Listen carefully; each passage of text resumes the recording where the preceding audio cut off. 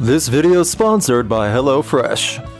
Not everyone is good in the kitchen, has the best equipment, or has time to dedicate to complicated meals. It's just how life gets for many of us. Thankfully, HelloFresh can help. HelloFresh is a meal delivery service that allows you to skip meal planning and grocery shopping. This leaves you more time to do things you actually want to do, like catch up on work, relax, find new music, anything, instead of having to plan out or question what to eat. What's great about HelloFresh is that setting up these home meal deliveries is cheaper than grocery shopping and is at least 25% cheaper than takeout. HelloFresh also offers vegetarian, pescatarian, and fit and wholesome meals to make it easy to stick to your goals. No matter what your diet is, HelloFresh can accommodate. Use my link in the video description or go to HelloFresh.com and use code POGROCKEDAUG50 for 50% off your first box plus free shipping. Don't waste time grocery shopping or overspending on fast food. Have food sent to your door and stop settling for bad meals again. Sign up for HelloFresh, save time and money, and eat great.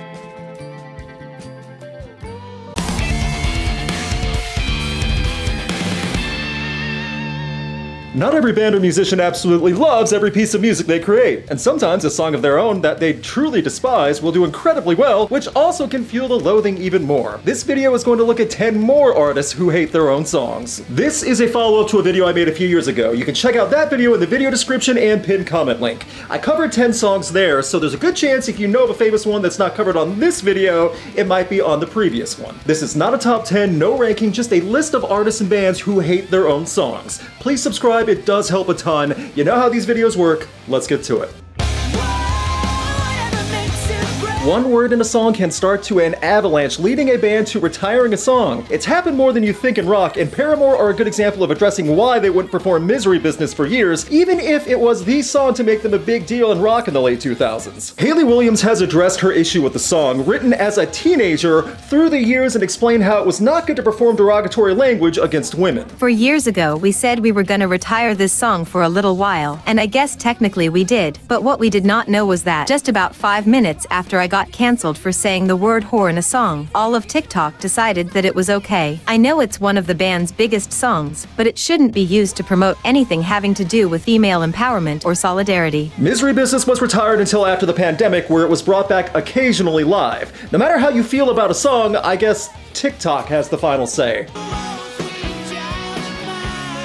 One of the most memorable opening riffs of the 80s came from Guns N' Roses on Sweet Child of Mine, and the creator of that string skipping sequence absolutely hated the track for a long time. Slash, the laid-back guitar shredding icon of rock fans everywhere, hated one of his biggest hit songs ever. It's not just the opening either, but the solo and the big sing-along moments. Slash didn't like any of it. By the early 90s, Slash was bitter about Sweet Child of Mine being so big. The song turned into a huge hit, and now it makes me sick. I mean, I like it, but I hate what it represents. I hated it for years, but it would cause such a reaction, so I've finally gotten to appreciate it. Axl Rose also said in an interview he was not a fan of the radio edit, so it wasn't just Slash. The band obviously came around though, and it's been played in countless movies and TV shows, so it's funny to hear that the band, especially Slash, play around with it now, even in commercials showing how good he is. Stop. You're in. Cool. Gojira are held as some of the nicest men in metal, and a proof that ferocity can come out of France. If Gojira is associated with anything outside of France, it's flying whales. The song, the imagery, everything about it. Too bad that Gojira can't stand the song and are confused why so many fans enjoy it. It's not just because Gojira are bored of playing it either. No, they actively dislike flying whales for several reasons. It starts with a super duper long intro that, honestly, if I'm going to listen to the song, I skip. It's such a drag. It leads into that main riff, which dictates the tempo of the song. To this day, we don't understand what's so special about that riff. Then the lyrics are like this crazy, mystical bum that lives in a cave and says, "Oh, I want to reach the whales." It's so weird. I'm kind of pissed, because these are not my favorite lyrics, and there's something clumsy about the song. It has a million breakdowns. When we play it every night, I'm wondering, what's up with this song? Why do people want to hear this song? Gojira is still willing to play it, but I love the inner monologue of Joe Duplantier while jamming, thinking, what is wrong with all of you? One of the most well-known pop culture reference songs, as well as one of the catchiest choruses ever, belongs to Billy Joel's We Didn't Start the Fire. It's a song that was written specifically for the crash course in history and is memorable because of that, but as a song and a melody, Billy Joel really hates it. Joel said that he originally did not intend for it to be a more upbeat rock-focused track as it came out, but rather a country track. When the song was finally finished, he was not a fan of the music behind it all. A song like We Didn't Start the Fire. It's really not much of a song. It's a terrible piece of music. The original song I had was this country idea that I had, but when you take the melody by itself, terrible. It's like a dentist drill. I don't know if I can ever think about We Didn't Start the Fire without the image of Billy Joel at the dentist giving a cavity filled now. That's rough, but I do understand as this was a song where the melody came last. The melody is famous now and as memorable as the lyrics and chorus, so it still worked out in the end. I mean, Fall Out Boy even tried to update it, and still people just only think about the previous one. The Who are rock royalty. By 1969, the band was already established as a big deal, and with Pinball Wizard, they made another rock classic that capitalized their greatest hits on one of the definitive albums, Tommy. Too bad that Pete Townshend hates the song and is embarrassed about it existing. Pete was legit ashamed of Pinball Wizard and felt that way since he finished writing the song. He even wrote in the liner notes that he didn't like the song as a makeshift excuse or an apology to everyone, or at least an apology to himself for putting out one of the notable tracks of the late 60s. I knocked it off. I thought, my god, this is awful. The most clumsy piece of writing I've ever done. Oh my god, I'm embarrassed. This sounds like a music hall song. I love that in the notes from Tommy, the actual creator despised and regretted making it, and also probably groaned every time The Who had to play this live as some bitter reminder. I'm sure The Who don't hate the lifetime fans and money made off the song, let alone decades of royalties though, and Pinball needed one song about the game.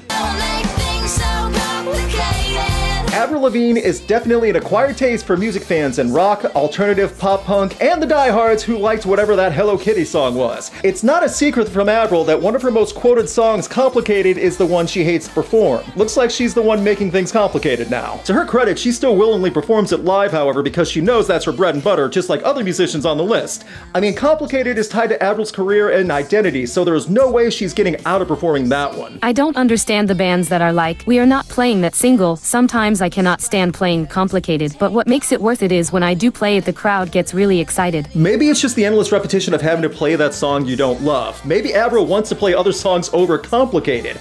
Good for her for being willing to play what people are paying for. Interesting though that Skater Boy wasn't listed as the song she cannot stand playing.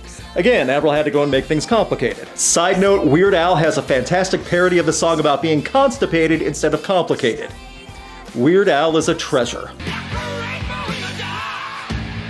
We talked about rock royalty earlier. Well, Dio is metal royalty and Holy Diver is part of metal scripture. Rainbow in the Dark is one of the unique songs through Dio's discography, especially with the uplifting tone and synth work, and it was almost scrapped completely because Dio didn't think it fit well with Holy Diver. Dio's argument was that the song was too poppy, and it almost got to the point of Dio destroying the master tapes to the track, which would have been awful. Dio thought better of it, but he admitted he still didn't love Rainbow in the Dark's presence on the album when Holy Diver saw the light of day. I absolutely hated that song.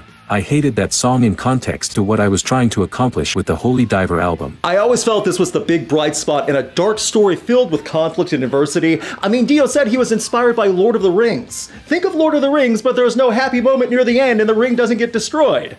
I'm glad Rainbow in the Dark made the final cut after some indecision because the album would not have had the right feel without it. There were many more classic rock bands still running in 1990 that were not continuing to put out music in hair metal or about to be founded in grunge. Heart had put out 10 full albums at this point, but were not happy with the direction they were going in songs like All I Want to Do Is Make Love to You. The reason did make a bit of sense as this was a style Heart was tired of putting out and Ann Wilson and company wanted to do something different. But this track that was originally presented for Don Henley was then handed to Heart with some label pressure to make it.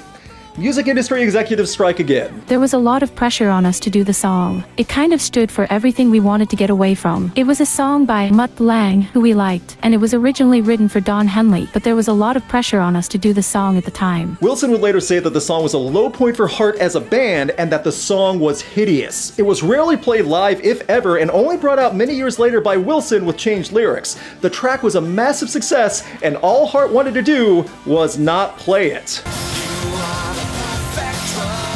Soundtracks were a big deal in the 90s regardless of film. I made a video about that a while back. If you got signed to do a song for a movie in the 90s, you were guaranteed money and attention. Trent Reznor already worked with soundtracks, so making a song for Lost Highway should have worked well. But The Perfect Drug is his least favorite Nine Inch Nails song. The Perfect Drug is somewhat rare to hear live, and part of the dislike from Trent Reznor is probably the main reason why. Not so much that he hates it, but he feels it's not his best. The only thing I think I really don't like that much is the Perfect Drug song. It was one of those things where you have a week to do a track for a movie. I think what came out of it, married with a bloated, over-budget video, feels like the last thing that I would play to somebody if they said, play me. You know, the top 100 songs you've written, that probably wouldn't be in the top 100. I'm not cringing about it, but it's not my favorite piece. Considering that Trent Reznor has written well over 100 songs through Nine Inch Nails, movie soundtracks, How to Destroy Angels, and other projects, it does speak volumes that he would not rank The Perfect Drug anywhere above all that.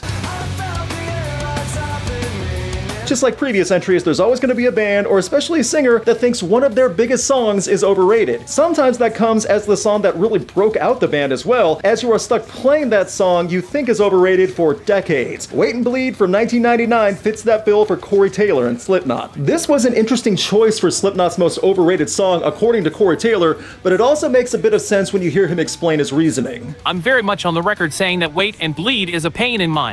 I've been singing it for 26 years and it hasn't gotten easier, but I still sing it with Slipknot and with my solo project, which tells you how much of a psycho I am, because I know people love that song. So, you gotta do it, and listen, it's a good problem to have. Good that Corey can laugh about the situation and understand it's a good problem to have. I get Wait and Bleed can be a difficult song to perform, as it does change up pretty quickly vocally, especially for a shorter track, but Slipknot's willing to bite the bullet for 3 minutes because the Nine know it's what maggots want. Even if Corey thinks himself a psycho, good for him for being a respectful psycho. What I appreciate for some of the songs listed this time is that the musicians involved understand that it's important to play the songs that fans love, even if they're fed up with them. Like Corey Taylor said, it's a good problem to have. It's also a good problem to have that when you are embarrassed or fed up with a song, it still can make you rich and make other people incredibly happy. Your efforts did make something that were great to someone else, even if that's not your favorite piece of art created. Hard to have sympathy for bands who don't play the hits because they are tired of playing them.